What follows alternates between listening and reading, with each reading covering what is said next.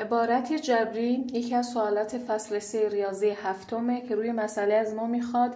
میگه حاصل عبارت جبری زیر را ساده کنید. خب بچه اول کاری که میخوایم میخونیم میگه منفی 6 به اضافه 3x منفی 8b مثبت 6x مثبت 2b و مثبت 4 و منفی 5a. حالا میخوایم میگیم x و x با هم، a و b و b با هم، عدد و عدد با هم، که تنها اومده مثل خودش نوشته میشه.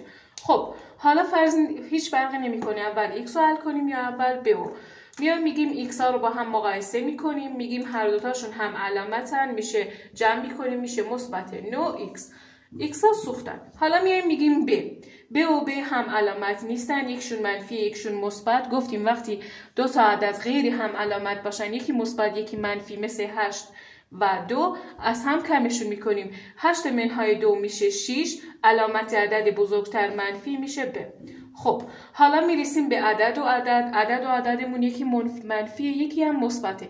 میگیم هم علامت نیستن، از هم کمشون میکنیم، میشه 6 منهای 4 میشه 2، علامت عدد بزرگتر میشه منفی. خب منفی 5 هم مثل خودش می نویسیم چون کسی نیست که باهاش جمع یا بسته بشه یا کم بشه.